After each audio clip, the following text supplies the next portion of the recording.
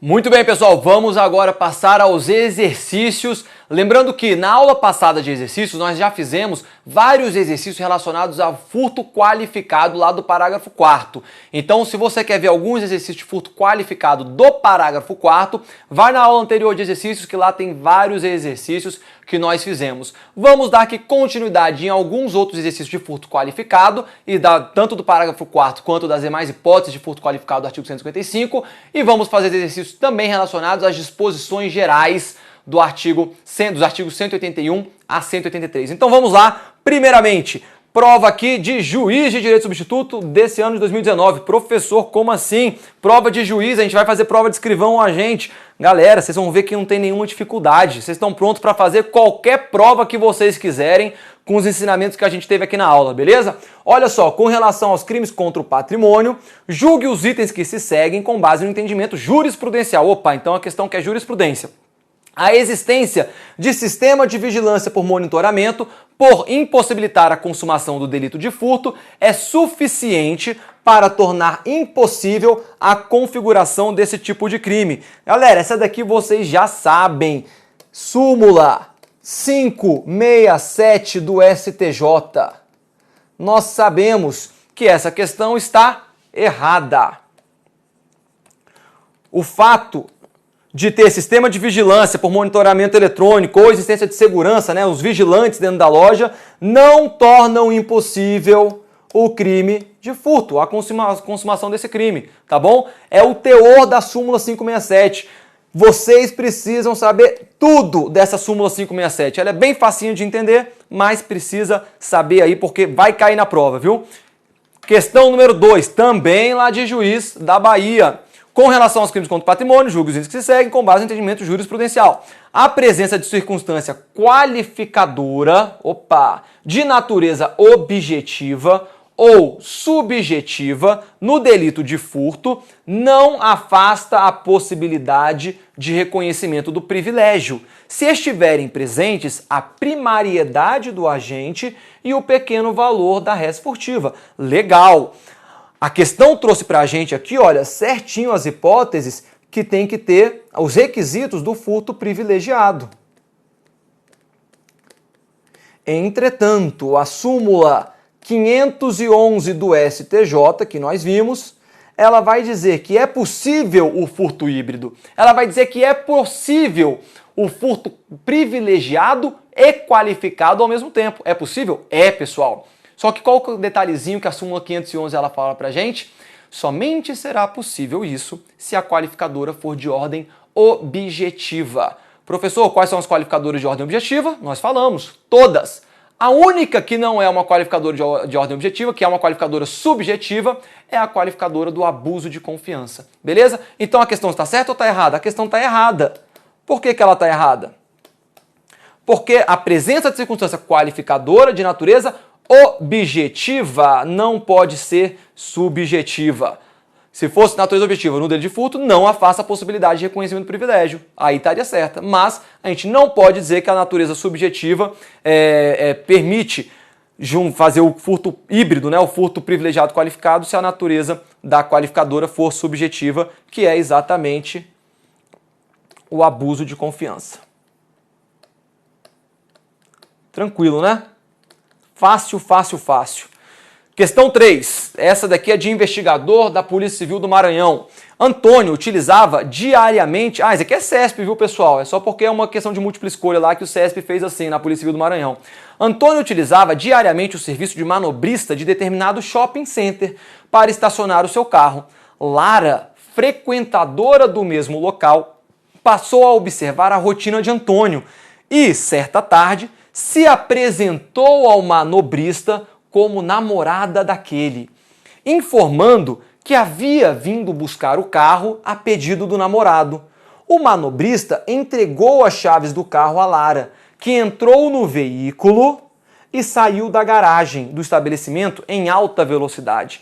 A conduta de Lara caracteriza crime de... Pessoal, já vamos descartar aqui, olha, a apropriação indébita e a apropriação de coisa havida por erro. A apropriação indébita, a apropriação de coisa havida por erro, o agente ele recebe a coisa de boa fé. Ele entra na posse da coisa de boa fé. A Lara aqui não. A Lara já entrou na posse do carro de má fé. Ela tinha a intenção ali de fazer alguma coisa com o carro, tá bom? Ela já sabia que estava praticando um crime. Então a gente já vamos afastar aqui essas duas hipóteses de apropriação.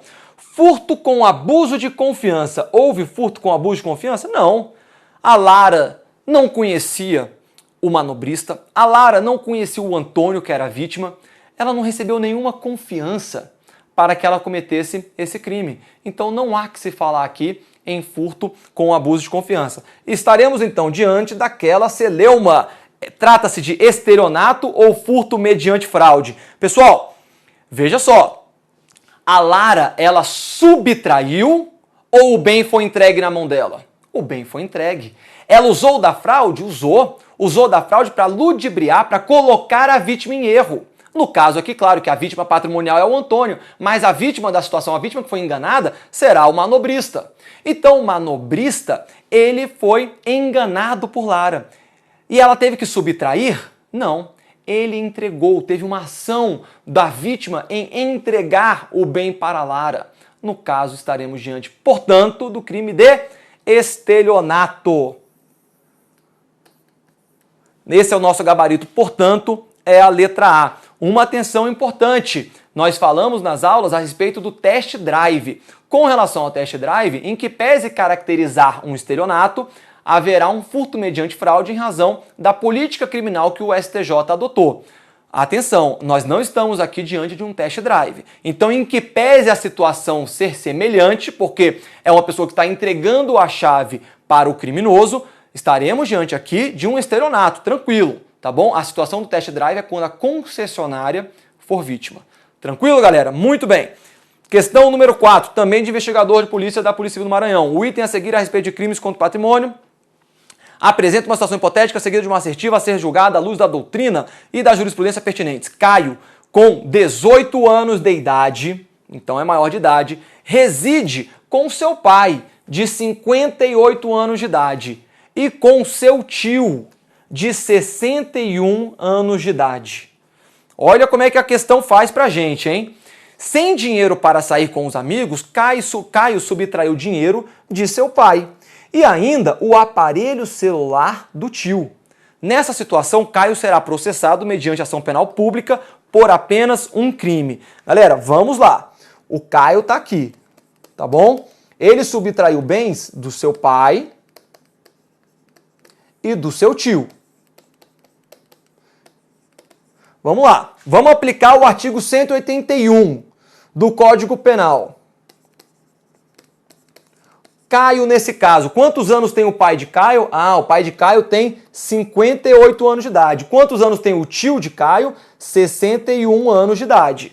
Então, se o pai é menor de 60 anos, ele não tem 60 anos, e Caio é filho de seu pai, obviamente, aplica-se a imunidade absoluta do artigo 181? Aplica-se. Então, com relação à subtração do dinheiro do pai, Caio está isento de pena. Tranquilo. E com relação ao tio, vamos lá. O tio, o sobrinho que subtrai bens do seu tio, se eles coabitam, o crime será de ação penal pública condicionada à representação. Eles coabitam? Sim. A questão fala aqui pra gente, olha, que ele reside com o pai e com o tio. Então, a princípio, nós já diríamos que esse crime seria um crime de ação penal pública condicionada à representação em razão do artigo 182. Mas qual que é o detalhe, pessoal? O tio dele tem 61 anos de idade. E se o tio tem 61 anos de idade, a gente vai desconsiderar o artigo 182, porque o artigo 183, que nós falamos que é a exceção da exceção, lá no inciso 3º fala que se houver um crime contra o patrimônio praticado por alguém de idade igual ou maior que 61, não serão aplicadas as isenções de pena do artigo 181 ou a imunidade relativa do artigo 182. Portanto, com relação à subtração do aparelho celular do seu tio, Caio vai responder. É um crime de ação penal pública, que nem a questão fala? Sim, é um crime de ação penal pública. Professor, é um crime de ação penal pública condicionado à representação? Não, porque quem determina que fosse um crime de ação penal pública condicionado à representação? O artigo 182. Mas o artigo 183 fala, não se aplica o artigo 182 se a vítima for de idade igual ou superior a 60 anos de idade. Então, galera, tranquilo. O crime aqui será de ação penal pública com incondicionada. Ação penal pública incondicionada em relação ao furto cometido por Caio contra o seu tio, beleza? Então, nessa situação, Caio será processado mediante ação penal pública por apenas um crime de furto? Correto. Corretíssimo, beleza? Muito bem. Questão número 5. Julgue o item subsequente acerca dos delitos previstos na parte especial do Código Penal. O furto praticado por um irmão em desfavor do outro deve ser considerado isento de pena por expressa previsão legal. Manha, né, galera? Artigo 182, imunidade relativa, inciso 2º, vai falar que um irmão que subtrai bens de outro irmão, o crime será de ação penal pública condicionada à representação. Ele está isento de pena, como afirma a questão? Nada disso. Portanto, a questão está errada. Fácil, fácil, fácil. Questão 6. Da Polícia Federal, essa daqui, ó, 2004, mas continua atual a questão, viu, galera? Carlos subtraiu 10 mil reais de seu pai enquanto este dormia. Nessa situação, Carlos não é isento de pena. Galera, por acaso falou a idade do pai? Falou que ele é maior de 60 anos, que ele tem 60 anos ou mais? Não, simplesmente falou que Carlos subtraiu 10 mil reais de seu pai enquanto dormia. Nessa situação, Carlos não é isento de pena. Questão certa ou errada? Questão erradíssima. Carlos, ele vai ser isento de pena em razão do artigo, então tira esse não aqui, ó, artigo 181, inciso 2º. O descendente que subtrai bens de ascendente não responde pelo crime. Isento de pena, imunidade penal absoluta. É uma hipótese de escusa absolutória. Galera, vocês estão vendo, é fácil demais as questões. Só precisa conhecer a lei, não tem nenhuma dificuldade. A gente vê aqui o que as questões cobram é manha. Só tem que estar atento a esses detalhezinhos e conhecer. Depois que você conheceu, você faz todas as questões aí brincando. Questão 7. Considere que uma pessoa de posse de uma chave falsa invada determinada sala de um órgão público e de lá subtraia um computador. Nessa situação, caracteriza-se crime de furto, para o qual é prevista a pena de reclusão de 1 a 4 anos. E aí, galera, certo ou errado? Olha aqui, estamos diante de uma prova do CESP. O CESP, ele cobra quantitativo de pena? Não. O CESP cobra quantitativo de aumento ou diminuição da pena? Não. Entretanto, nesses crimes mais relevantes, furto, roubo, homicídio, extorsão, peculato, esses crimes mais relevantes têm que saber o quantitativo da pena. O furto simples, a pena é de 1 a 4 anos. O furto qualificado, a pena é de 2 a 8 anos. O furto qualificado, obviamente, do parágrafo 4º, porque nós temos outras hipóteses de furto qualificado. Então, quando a questão fala aqui que ele usou a chave falsa, nós estamos diante de um furto qualificado.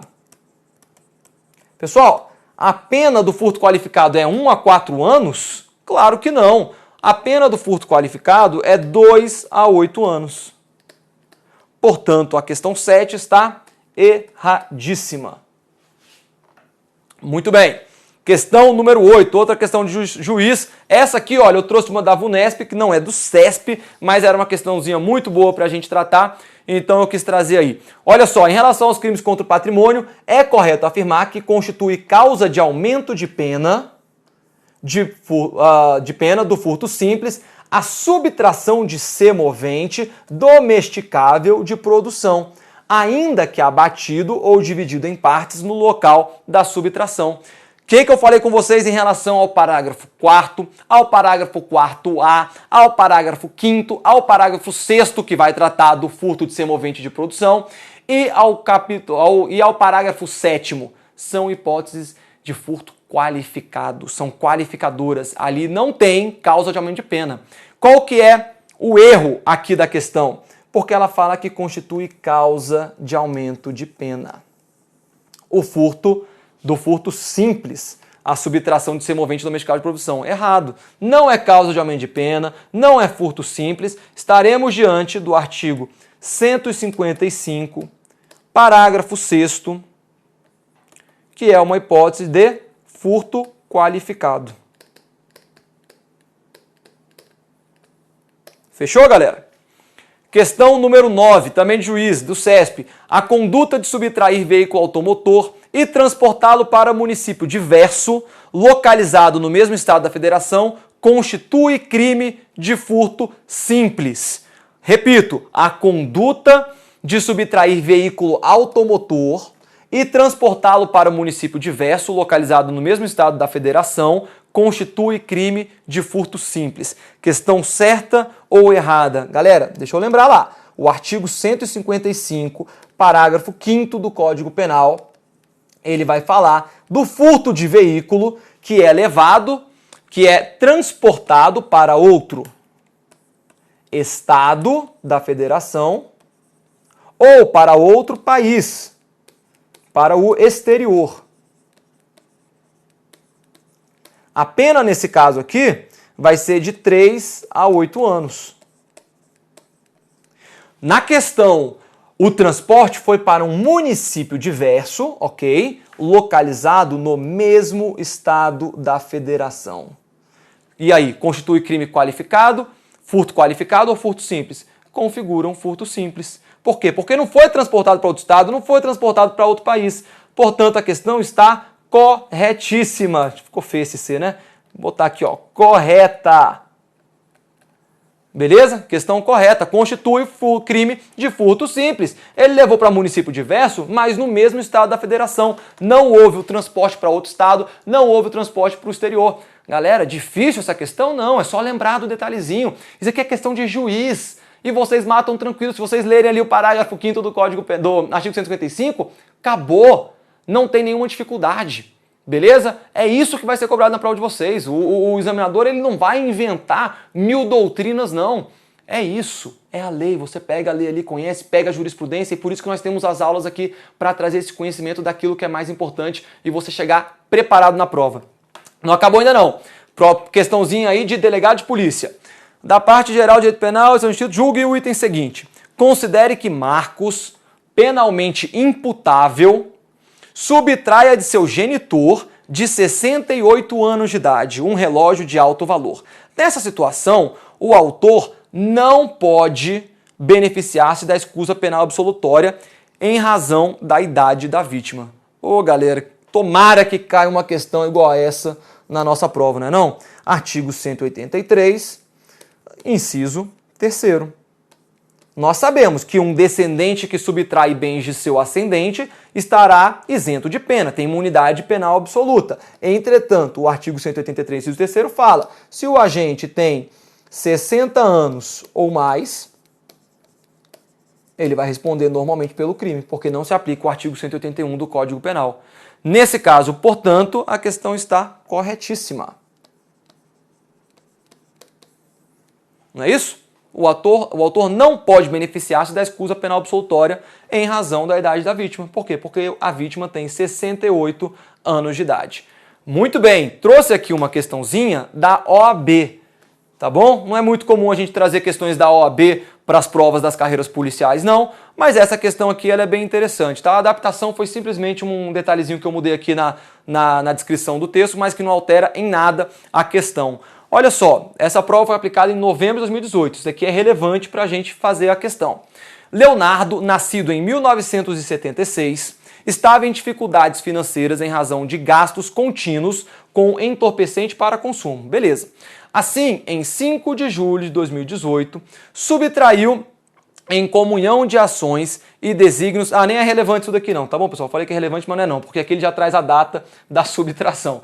Então, em 5 de julho de 2018, subtraiu em comunhão de ações e desígnios com João, nascido em 1º de janeiro de 70, o aparelho de telefonia celular de seu pai, Gustavo, nascido em 5 de novembro de 57. Pessoal, então o Leonardo é maior de idade? É maior de idade. O João é maior de idade? É maior de idade. Deixa eu trazer aqui só para a gente fazer um desenho e entender. Nós temos o Leonardo, só para ficar mais claro aí, porque o texto é grande, para a gente não se perder. Eu tenho o Leonardo e eu tenho, qual que é o nome do outro cidadão? O João, tá bom? E eu tenho aqui o João. Ambos vão subtrair objetos do pai de Leonardo. Tá bom? O Leonardo é o filho. E qual que é o nome do pai? O nome do pai é o Gustavo. Beleza? O pai aqui é o Gustavo. Os dois, o Leonardo e o João, são maiores de idade, tranquilo.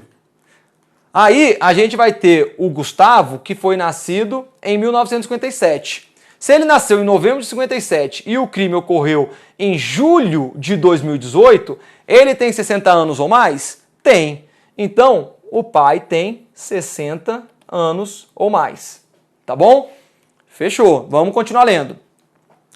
Após a descoberta dos fatos, assim, tendo João conhecimento de que o Gustavo era genitor do comparsa.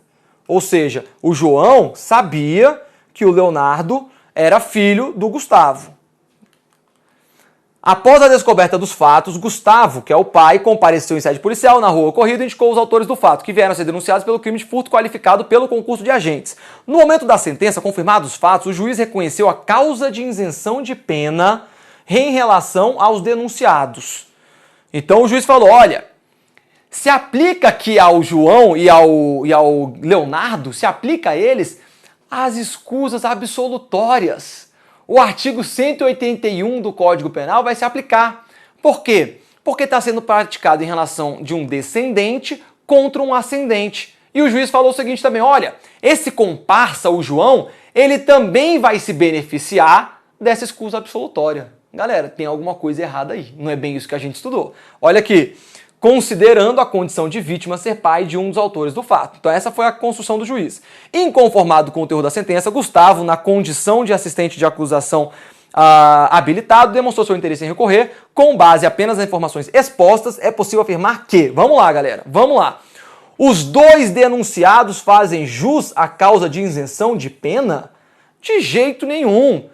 O Leonardo não vai fazer jus, por quê? Porque o Gustavo tem 60 anos ou mais. Então, só o fato dele ter 60 anos ou mais, a gente vai aplicar o artigo 183, inciso 3º. E, portanto, não vai se aplicar o artigo 181, que traria a isenção de pena para o Leonardo, não é? Então, não se aplica o artigo 181. O Leonardo vai responder normalmente. E o João? Muito mais o João, galera. Porque o João, ele já responderia pelo agente ter mais de 60 anos, mas o João, ele é o estranho que participa do crime. Então a ele, já de maneira alguma, seria aplicada a isenção de pena do artigo 181. Ele é o estranho que participa do crime. Artigo 183, inciso 2º. Então, os denunciados fazem jus? De maneira alguma. Somente Leonardo faz jus? Não, o Leonardo não faz jus. Somente João faz jus à causa de isenção de pena? Também não. Qual que é a questão correta?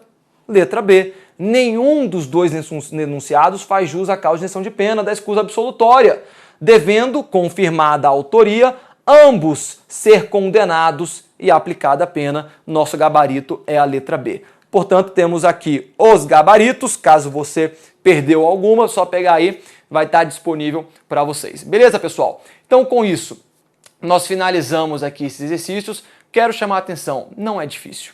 Pelo contrário, é fácil, desde que a gente conheça. A gente acabou de estudar as matérias e faz exercícios. Fácil, não é? Entretanto, ao longo do tempo, você vai acabar esquecendo algumas coisas. Por isso que é importantíssimo relembrar por meio de revisão, relembrar por meio de exercícios e, qualquer coisa, voltar e assistir nossa aula novamente, porque em pouquíssimo tempo a gente conseguiu contemplar aquilo que é de mais importante. Meus amigos, um grande abraço para vocês e na próxima aula continuamos. Até lá!